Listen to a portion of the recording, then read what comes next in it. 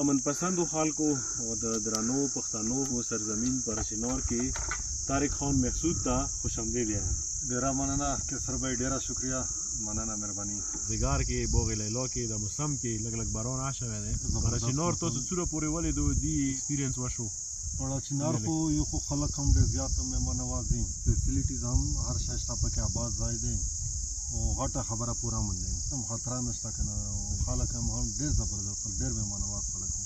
تاسو کوم سپورتس ولې د مختلفو ځایونو ته تاسو وګرځیدو کنه؟ اوس ته د بوغ لیلا ته راغلی دا ټولو ځایو کې ته کوم ځای ډېر خوښ شو؟ لکه بیګا خې ته مې کې ولا کوم ځای کې نستې په سیدې ناسې راغلی ډېر زبردست ځای. سپورتس خو غونډ ښایسته دی، خو چې یو سپورټس ونی بل ونی بل په اول وینه ښایسته وي کنه، او پرون مو کم کې ښایسته وي کښلي وي، او دا اوس مو لا پغ نه کښلي دی کنه، یو په بل نه کښلي دی کنه، نو ښه زبردست سپورټس دی کنه. څنګه دا د سکون شته د خوان شته سکون ډېر دی، سکون ډېر دی، بالکل د سیټي لایف نه سړی ډسکنیکټ وي. ډېر خوند کوي دا سیټي. څه میسج ورکوي د ویډیو ستا ویورز ته څه یې؟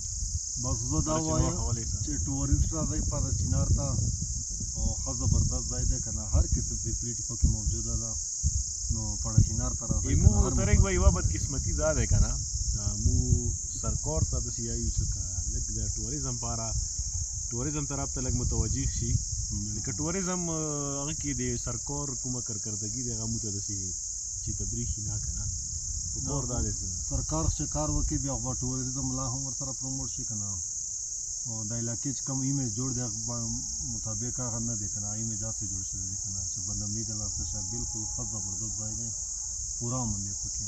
طارق بھائی څنګه انجوای کوي نایټ ډرایو غره کې؟ زبردست، ما ته خو لږ ټینشن و چې دا اترای ډېره زیاته ده، بایک به نشي راخو. ته والا بایک لږ دروند دی که نه؟ دروند و پای ځي لږ راغلی. څنګه دا نایټ ډرایو ماونټین کې غره کې څنګه خوند کوي که نه دی؟ خوند خو ځکه کوي چې امن ده که نه،